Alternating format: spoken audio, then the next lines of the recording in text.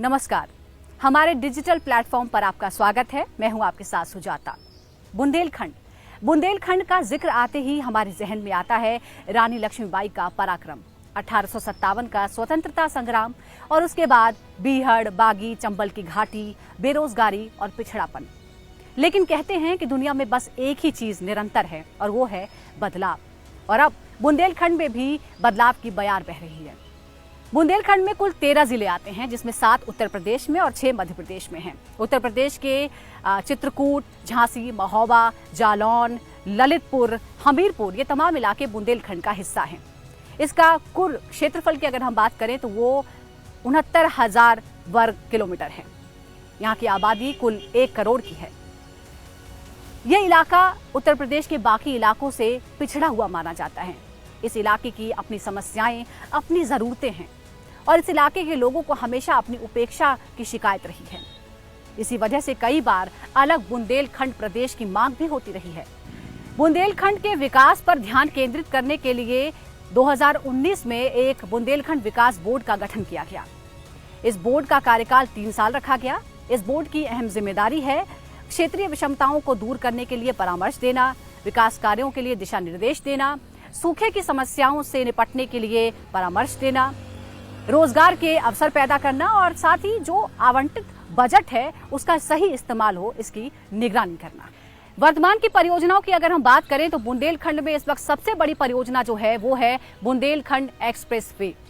ये express way Bundelkhand के 7 जिलों को जोड़ेगा और इसके बन जाने के बाद चित्रकूट से लेकर दिल्ली की दूरी सिर्फ 6 घंटों में पूरी हो जाएगी। ये अपने आप में एक बड़ा क्रांतिकारी बदलाव होगा। इस एक्सप्रेसवे के बन जाने के बाद नए उद्योग धंधे लगेंगे, मैन्युफैक्चरिंग हब खुलेंगे, जिससे रोजगार मिलेगा और जो लोगों की बेरोजगारी है वो दूर होगी। इस एक्सप्रेसवे को लेकर इस पूरे इलाके के लोगों को बहुत सारी उम्मीदें हैं। इसके अलावा इससे ही जुड़ा है एक इंडस्ट्रियल डिफेंस मैन्युफैक्चरिंग हब।